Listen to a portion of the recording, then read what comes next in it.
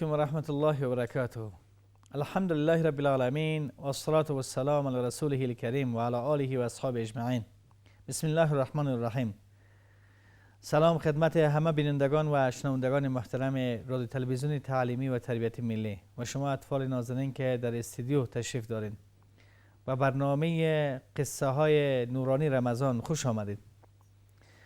ماه مبارک رمضان سر تا سر از ابتدای رمضان تا به اخیر رمضان برنامه ها و درس ها و پنده های به ما و شما داره و یکی از درس های اساسی این ماه مبارک رمضان در پلوی از که ما حق و حقوق پروردگار را میشناسیم، روزه میگیریم، از روزه خود حفاظت میکنیم و به بخشی از آداب و به بخشی از مسائل دیگه هم ما را متوجه میسازه.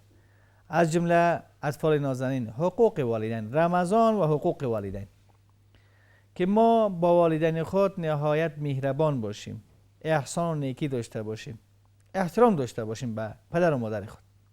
ماه مبارک رمضان یکی از درس‌هایش می است با همگی مهربان، خصوصا به پدر و مادر که حق و حقوق خاصی دارن بالای ما و شما. اطفال نازنین میایم در ارتباط این موضوع خب گوش میگیریم. بعداً یکی از قصه ها و داستان هایی که از پیغمبران در قرآن کریم ذکر شده او را هم انشالله که میشنویم و در اخیر ببینیم که کدام یکی از شما به این برنامه ها متوجه بودین و درس ها را درست یاد گرفتین.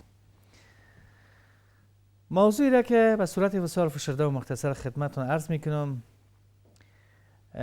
رمضان و حقوق والدین است. پدر و مادر واقعا 4 اشخاص در زندگی انسان بسیار مهم است. یکی پدر، دوم مادر، برادران و خواهران. اینها در زندگی انسان بسیار مهم است. حق و حقوق از اونها باید درست ادا شود. الله سبحانه و تعالی در قرآن کریم در جاهای متعدد بعد از مسئله توحید، بعد از عبادت خود، بعد از حق خود، حق پدر و مادر را بیان کرده. الله می فرماید و قضا ربک الا تعبدوا الا ایاه و بالوالدین احسانا. الله فیصله کرده، حکم کرده که فقط الله را پرستش بکنید. سزاوار عبادت تنها کی است؟ الله است. الله خالق ماست، الله رازق ماست، الله ما را پیدا کرده. بنابراین فقط و فقط عبادت برای کی؟ الله. در مرتبه دوم بعد از حق خود، بعد از مسئله توحید چی فرموده؟ و بالوالدین احسانا.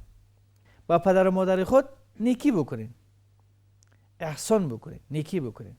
الله متعال در دیگر آیات می فرماید اگر پدر و مادر به سن کهنسالی میرسه و اما یبلغن عندک الکبر احدهما و کلاهما فلا تقل لهما اف ولا تنهرهما وقل لهما قولا کریما. اگر این پدر و مادر به سن کهنسالی و بزرگسالی نزد شما میرسه، هر دویشون و یکی از اینها فلا تقل لهما اف، با پدر و مادر حتی کلمه اف را استعمال نکنین، استفاده نکنین. اف گفتن. ولا تنهرهما، به بالای پدر و مادر خود چیغ نزنین، فریاد نزنین. و قل لهما قولا کریما، سخن بسیار زیبا مؤدبانه با پدر و مادر خود استعمال بکنین. این حقوق پدر و مادر تنها در زندگیشون نیست، حتی بعد از مرگشون هم حق و حقوق بالای ما و شما داره. بعد از اینکه پدر و مادر را از دست میدهیم، بعضی از افراد هستند در جامعه ما و شما میگن که مثلا در خردی بودن که پدر و مادرشون وفات کرده، میگه والا خوب شد که امروز همین فرزندای امروز میبینم که به پدر و مادر خود خدمت نمیکنن. من میگم خوش هستم که اگرچه یتیم و با سختی ها زندگی را سپری کرده، مگر از یک نقطه خیلی خوش هستم. چی نقطه؟ والا دم خوردی پدر و مادر ما وفات کرد، اگر نه آیا میتونستم که رضایتی از اونها را به دست می آوردم یا خیر؟ برادر گرامی، این نمی گپی تو اشتباه است. پدر و مادر اگر وفات هم کرده، حق و حقوق از او بالای تو هنوز هم باقی است. که اسید ابن حضیر صحابی جلیل قدر نزد پیغمبر صلی الله علیه و سلم میگه یا رسول الله، پدر و مادر ما وفات کرده، هل بقیه من بر ابوی ابرهما من بعدهما؟ پدر و مادر ما وفات کرده، آیا حق و حقوق از او بالای ما باقی هست که من در حق از اونها نیکی بکنم؟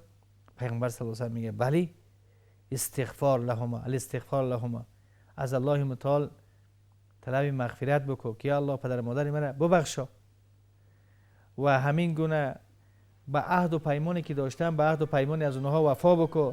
سوم دعا کردن در حقشان و اکرام صدیقیهما و به دوستانشان باید به دوستان پدر و مادر خود احترام داشته باش، با اونها روی نیکو داشته باش. یعنی این البته حتی بعد از وفات هم حقوق پدر و مادر بالای فرزند میمانه. در ارتباط فضیلت حق حقوق پدر و مادر حضرت عبدالله بن مسعود میفرماید که سألت رسول الله صلی الله علیه و سلم ای الاعمال احب الی الله. از پیغمبر پرسیدم که یا رسول الله کدام عمل نزد الله متعال محبوب است؟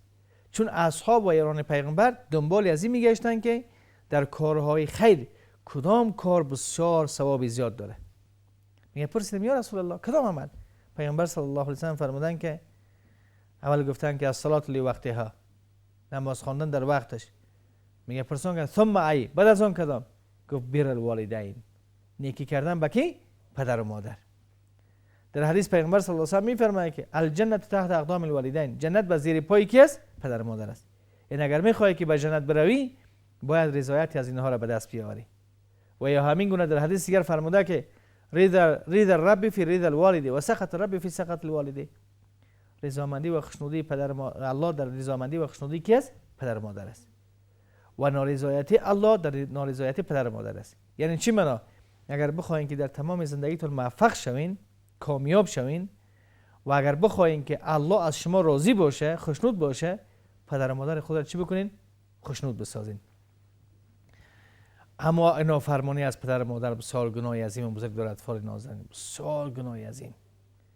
پیغمبر صلی الله علیه و سلم فرمودند که الا اخبرکم باکبر الکبائر، آیا من شما را با بزرگترین از گناه ها خبر ندهم، آگاه نسازم؟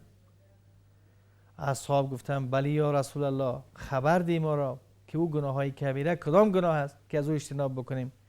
پیغمبر فرمود که الاشراک بالله، شریک مقرر کردن به کی؟ به الله. این بزرگترین گناه است. دوم و عقوق الوالدین، نافرمانی از کی؟ پدر و مادر. نافرمانی از پدر و مادر. و سوم گفته شهادت زور، گواهی به دروغ دادن. شما میبینین بعد از شرک بزرگترین گناه کدام گناه بیان شده؟ نافرمانی به کی؟ پدر و مادر. از همین خاطر از پیغمبر صلی الله علیه و سلم میفرماید که رغم انف، یعنی بینی از او شخص به خاک شود که پدر و مادر خود در سن کهنسالی در میابه و پیدا میکنه، مگر این خدمت پدر سبب از این نمیشه که داخل جنت شد. یعنی رضایت از اینا را به دست نمیآوره. الله تعالی به ما شما توفیق نصیب بگردونه که پدر و مادر خود از خود راضی بسازیم. اگر خدمت کردیم با پدر و مادرتان، در آینده شما اگر پدر شدین از طرف اولادهایتان خدمت میشین. اگر خدمت نکردین از فرزندان خود تقاضا یا به توقع خدمت را نداشته باشین. وقفه میگیریم، بعد از وقفه در خدمت قرار میگیریم ان شاء الله.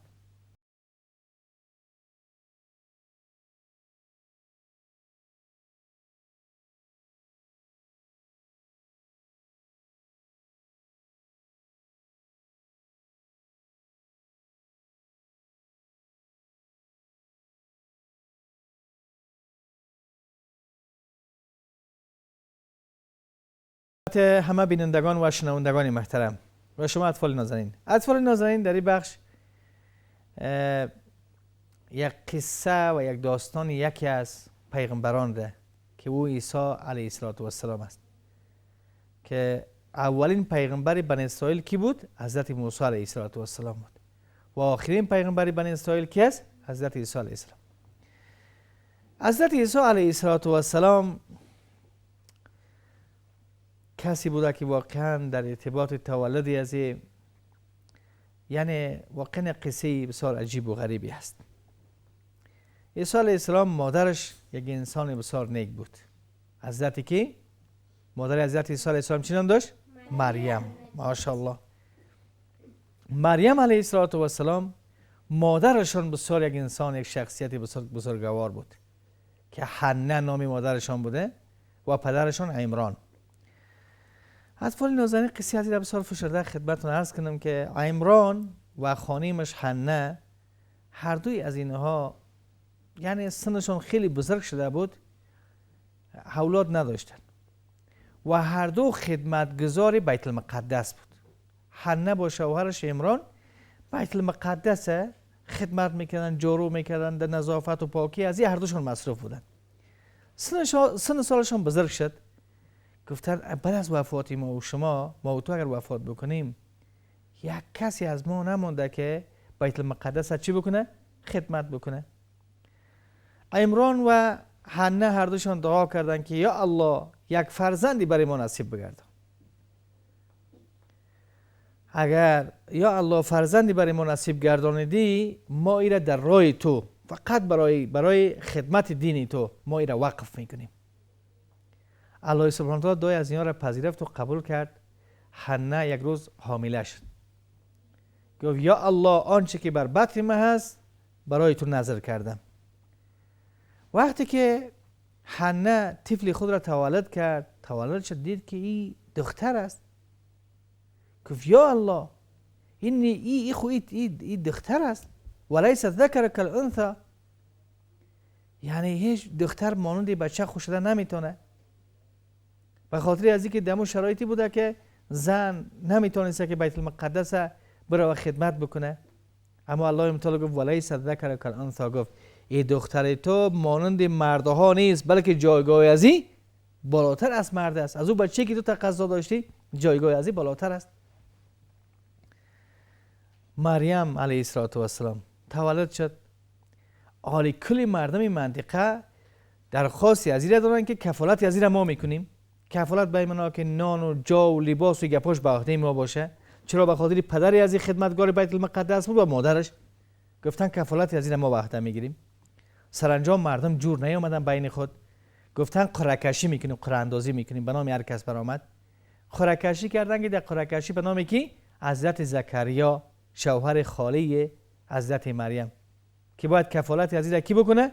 حضرت زکریا. خب کفالت از این به عهده گرفت حضرت زکریا.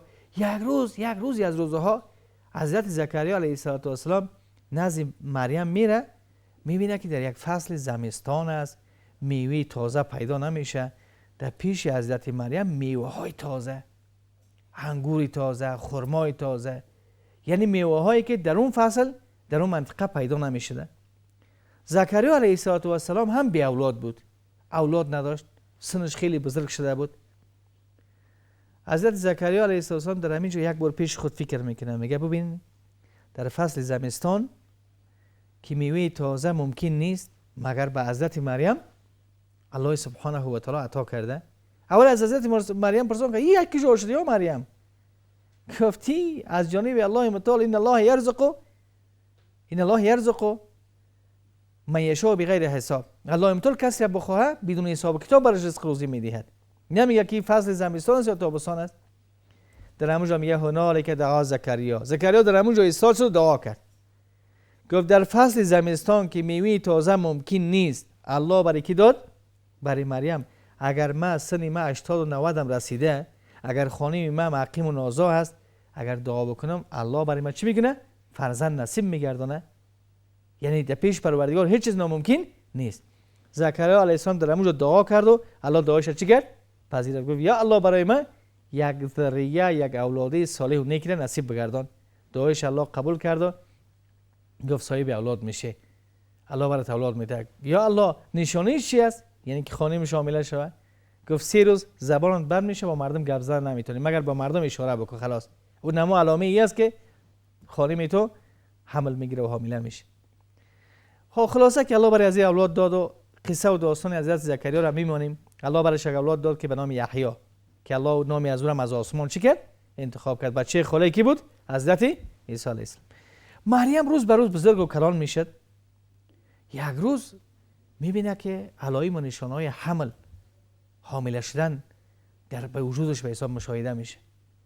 یا الله، اصلا قصه و داستانی بود که حضرت جبرئیل علیه السلام یک روز میاد داخل اتاق حضرت مریم، در یک اتاق بسته، در وزغایش بسته، یک نفر هم میبینه و داخل اتاق که نزدیک شدن میایه. خب حضرت مریم میگه یا الله، ما به الله پناه میبرم از شر تو. خب میایه در گریبان از این پف میکنه، حضرت جبرئیل بوده. یکی وقتی حمل میگیره دیگه بسیار حضرت مریم خیلی خسته و خفه میشه. یا الله میگه هیچ بشری دستش به من نرسیده و از کجای طفل پیدا شد. سرانجامی که حضرت مریم خلاصه از اینجا بیرون میشه و میره در شرقی در یک منطقه طفل خود را چی میکنه به دنیا میاره. وقت طفل خود را که به دنیا میاره حضرت عیسی را گرفته میاره به منطقه. مردم سر صدا میکنه یا اخت هارون، ای خواهر هارون، نه پدر تو نه مادر تو انسانی بدی بود. یعنی چطوری کار کردی؟ یعنی تو با کس شوهر نکرده بود؟ این طفل تو از کجا آوردی؟ فاشارت الی، حضرت مریم به سوی طفل چی میکنه؟ اشاره میکنه. الله برش وحی کرده بود، الهام کرده بود، به طرف طفل چی میکنه؟ اشاره میکنه. مردم یک بار رشخندی را شروع میکنه و تو از یک طرف روابط نامشروع برقرار کردی، طفل به دنیا آوردی، از طرف دیگه سر ما رشخندی میزنی. طفلی که به داخل گواره باشه چطور گم میزنه؟ یک بار حضرت عیسی علیه السلام چی میگه؟ انی عبد الله آتانی الکتاب، من کی هستم؟ من بنده الله هستم، برای من چی میشه؟ کتاب داده میشه.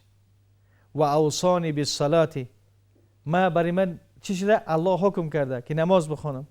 و برم بوالدتی، و من نیکوکار باشم به کی؟ به مادر خود، با دم تا حی تا زمانی که زنده هست. وقتی که گپ حضرت عیسی علیه السلام میگه بیخی مردم تعجب میکنن، نمی مردم ایمان میآوره و نمی مردم دیگر به مو کفر و شرک خود باقی میمونن. سرانجامی که عیسی علیه السلام 13 سال دیگه اینجا زندگی خود سپری میگه. بعد از 13 سال الله برای از این معجزه های گوناگونی را عطا میکنه. یکی از جمله آدمی پیسه، کسی که پیس است لمس میکنه دست خود و قسمت پیسی از اون میمونه، با حکم الله متعال چی میشه؟ صحتمند و سلامت میشه. شخصی که از مادر نابینا آمده لمس میکنه بینا میشه. و از گل میگیره، با گل شکل پرنده واری با آسمان که میاندازه پرنده میشه، پرواز میکنه. و دیگه ای که آنچه که مردم در خانه خود ذخیره میکنه، مثلا میگه که شما در خانه تان فلانی غذا پخته کردین، شما امشب در خانه تان فلانی غذا پخته کردین، شما این غذا را، یعنی آنچه که مردم غذا پخته میکنن و ذخیره میکنن، این از معجزه‌اش بود که به مردم چی میگه؟ خبر میداد. عیسی علیه السلام به سن 30 سالگی میرسه و پیغمبری مبعوث میشه. چند سالگی؟ به 30 سالگی. 30 سالگی میرسه و پیغمبری مبعوث میشه. مردم را به سوی الله سبحانه و تعالی دعوت میدهد. چون مردم یهود علمای یهود دین را تحریف کرده بودند، تورات را تحریف کرده بودند و به مردم حتی تکیت جنت به فروش میرساندند. حضرت عیسی مسیح که میآید و کل برنامه‌های درآمدی از زیارت چی میکنه؟ از بین میبره. دین را به صورت واضح به مردم بیان میکنه. بعد از او اینها تصمیم میگیرن که عیسی علیه السلام را به قتل برسانند. یک شب از شبها اطراف خانه کی عیسی علیه السلام را محاصره میکنن که عیسی علیه السلام را که از او خانه الله سبحانه و تعالی انی رافعک الیه، الله متعال را به طرف آسمان بالا میکنه میبره و یک شخصی از حواریون از نزدیکان حضرت عیسی علیه السلام که در اونجا میمونه، وقتی که مردم میآیه میبینه مشابهت به حضرت عیسی علیه السلام داره. این مردمای یهودی میگیرن، فکر میکنن که یکی است، عیسی مسیح است. این را گرفته میارن و دار آویزان میکنن و این را به دار چی میکنن؟ میآویزن. به خاطر چی؟ به خاطر از اینکه یعنی حرفهای زیادی داشتن یهودیا. یکی گپشون این بود که حضرت آدم علیه السلام مرتکب گناه شده بود، باید یکی از فرزندای عزیز خدا قربانی بکنه تا اینکه گناه از او بخشیده شود. یعنی اینجا جای تفصیلش نیست که واقعی از این خیلی حساب تفصیل ضرورت داره.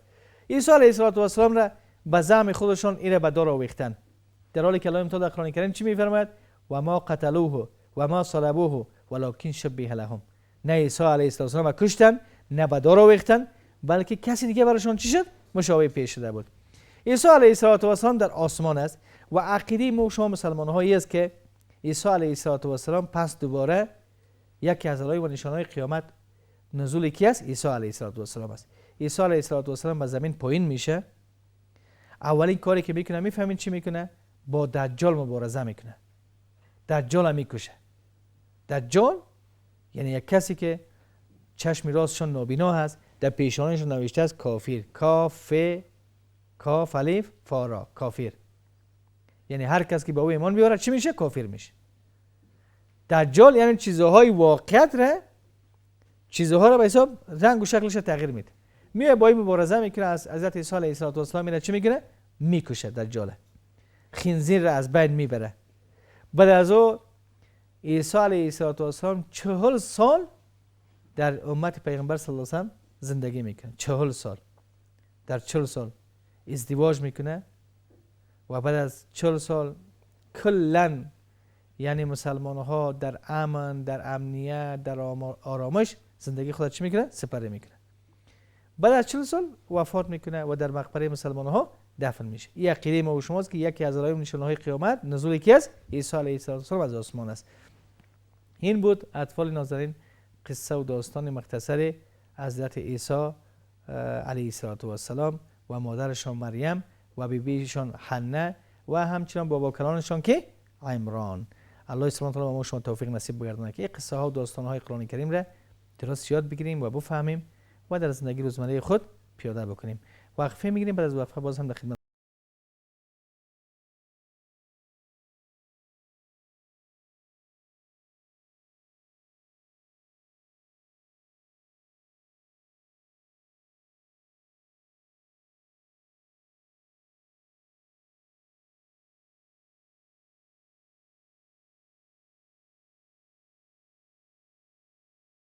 خدمت همه بینندگان و شنوندگان محترم رادیو تلویزیون تعلیمی و تربیتی.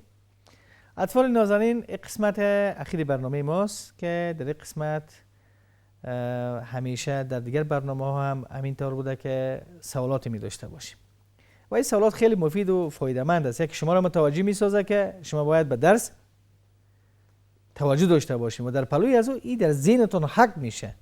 یعنی شما مسائلی که یاد میگیرین دیگه از یادتون نمیره. و دیگری که ما و شما باید، ما مسلمان ها در ارتباط پیغمبرانمون باید آگاهی داشته باشیم، قصه های قرآن کریم باید درست یاد داشته باشیم. بسیار از جوان های ما پرسانش بکنه 10 قسم از سریال ها برای تو قصه میکنه، اما میگیم از قرآن کریم یک قصه هم یاد نداره، در حالی که قصه های قرآن کریم 100% واقعیت داره، کلام پروردگار است که به ما و شما بیان میکنه. الله برای ما قصه را بیان میکنه. حالا ما پرسان بکنم شما صبری عمر آفرین مایک بتیم برش. عمر شما اینا بگوین که عیسی علیه السلام نام مادرشون چی بود؟ مریم بود. ماشاءالله. بشینین باتیم به کسی که پشتی سر شما. از این درس شما چی یاد گرفتین؟ باید به همگی نیکوکار باشیم و به والدین خود، پدر و مادر خود هر آن چیزی که میگه به گفتگو کنیم. خودت این کارا میکنی؟ ماشاءالله. آفرین. میگن که زیاد همین بچه ها بیگفت هستن، زیادتر همین پدر و مادر شکوه و شکایتشون از دخترای خود نیست مگر از بچه ها زیاد است. میگه کنترل از این بچه ها خیلی سخت است. اگر بخواین که به تمام سعادتمندی کامیابی برسین، کوشش بکنین که پدر و مادر از پیش شما چی باشه؟ راضی باشه.